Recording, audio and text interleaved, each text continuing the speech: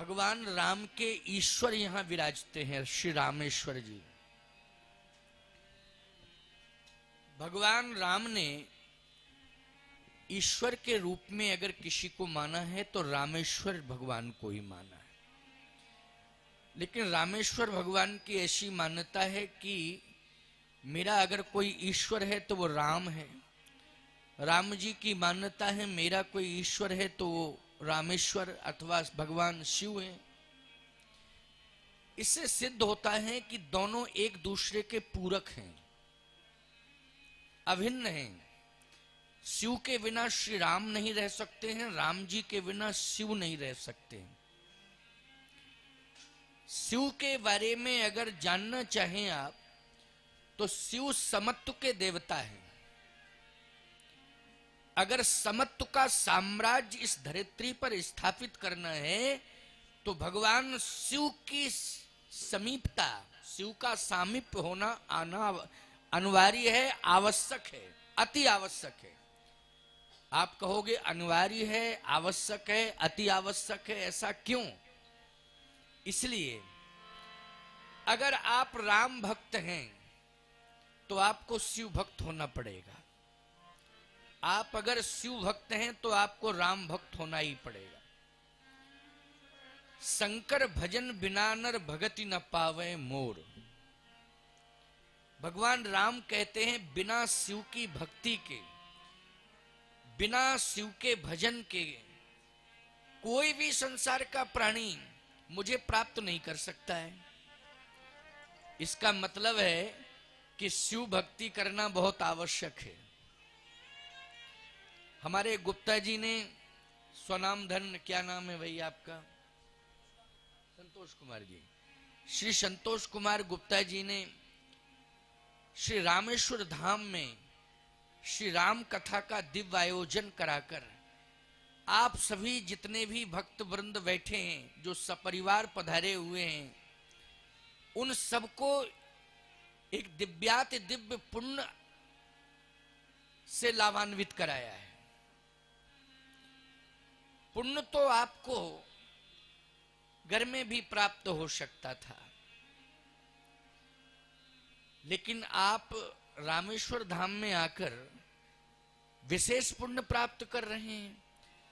तो तीर्थ में आकर क्या विशेष पुण्य प्राप्त किया जाता है? हां प्यारे, इसलिए कि जाने में जो पाप हो जाते हैं, कि हमने जाना कि ये हमसे पाप हुआ, तो जाने हुए पापों से मुक्ति पाने के लिए हम घर में उपाय कर लेते हैं। हमने कोई अनुष्ठान करा दिया या मंदिर में जाके प्रायश्चित कर लिया, तो हम समीप में जाते हैं किसी मठ मंदिर के, वहां प्रायश्चित कर लेते हैं, कोई धार्मिक अनुष्ठान करा देते हैं, घर में श्रीमद् भागवत या राम कथा करा देते हैं। ये सोचते हैं कि भाई हमसे ये पाप हो गया, और इसकी भी जानकारी हम दे देते हैं कि देखो हमारे द्वारा ये पाप हुआ, इसलिए हमने प्रायश्चित किया है, अपने घर में ये आयोजन करके, धार्मिक आयोजन करके ये प्रायश्चित किया है, जिससे लोग भी जान जाएं कि हाँ इन्होंने प्रायश्चित किया है। लेकिन प्यारे, जाने में और अनजाने में जो पाप होते हैं, यहां डबल लाभ है। भाई अनजाने में जो पाप हुआ उसकी जानकारी आपको नहीं है कि अनजाने में हमने क्या पाप किया, लेकिन जाने में अनजाने में जो भी पाप हमारे जीवन में हो जाते हैं, उन पापों का प्रायश्चित जैसे ही हम तीर्थ में प्रवेश करते हैं, तो प्रवेश करते ही जाने अनजाने के पापों से हमें छुटकारा मिल जाता है प्यारे। और जो हम वहां धार्मिक अनुष्ठान में अपनी सहभागिता दर्ज कराते हैं, उस धार्मिक अनुष्ठान में हमारी जो सहभागिता हुई है, उससे जो पुण्य अर्जित हमने किया है, उस पुण्य के प्रभाव से केवल मेरा ही अकेला कल्याण नहीं होता है, मेरी 7 पीढ़ियों का उद्धार हो जाता है, 7 पीढ़ियों का कल्याण हो जाता है। इसलिए तीर्थ में कथा सुनना, अथवा कथा करवाना, कथा में उपस्थिति दर्ज कराना और अनुराग पूर्वक श्रवण करना पूरे मनोयोग से, ये जीवन की बहुत बड़ी सार्थकता है। और इससे हमारी कई पीढ़ियों का कल्याण होगा। जितने अमंगल ग्रह हैं, वो संपूर्ण अमंगल ग्रहों को दूर करने के लिए फिर अब हमारी जिम्मेदारी नहीं है, स्वयं रामेश्वर भगवान की जिम्मेदारी है कि वही सारे अमंगल अब हमारे दूर करेंगे। योगक्षेमं वहाम्यहम्। अब तो हमने संपूर्ण जिम्मेवारी किसके ऊपर छोड़ दी है? रामेश्वर भगवान के ऊपर। ये रामेश्वर नाथ भगवान जो विराजमान, बहुत बड़ा पुण्य आपने अर्जित किया है। 4 धामों में विशेष धाम का दर्जा प्राप्त हुआ है रामेश्वर धाम को। ये साधारण धाम नहीं है। भगवान राम को भी अगर विजय मिली है तो विजय भगवान राम स्वयं कहते हैं कि मेरे बल से मुझे विजय नहीं मिली, मैंने राक्षसों को जो मारा है वो अपने बल से नहीं मारा, फिर भगवान शिव की कृपा से मारा है, और वो रामेश्वर नाथ भगवान है और कोई दूसरा नहीं। रामेश्वर नाथ भगवान की कृपा से मैंने लंका के राक्षसों को मारने की ताकत हासिल की है। सबसे पहले तो भगवान शिव का ही अभिषेक किया यहाँ स्थापन करके, और फिर आगे की यात्रा प्रारंभ की। लंका के सम्रांगण में जो भी सफलता मिल रही है, वो सारी सफलता की जिम्मेवारी किसने संभाली? जल्दी बोलो। श्री रामेश्वर नाथ भगवान ने।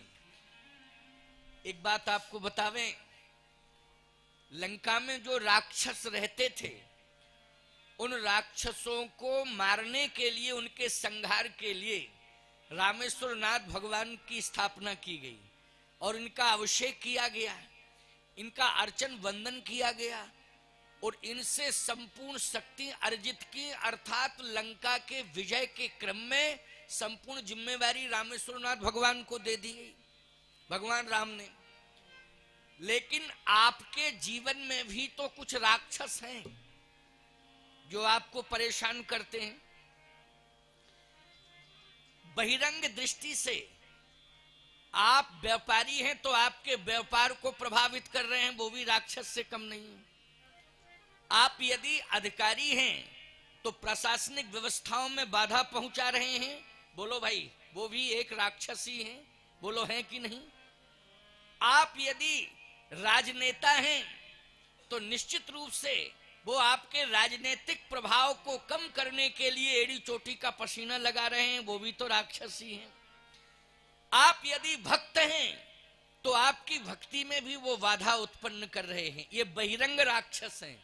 लेकिन अंतरंग राक्षस और खतरनाक है।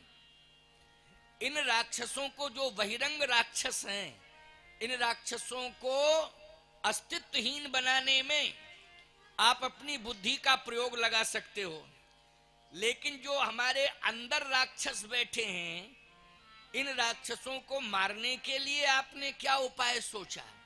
बात समझ में आ रही है ना? बहुत बड़ी बात बता रहा हूं आपको।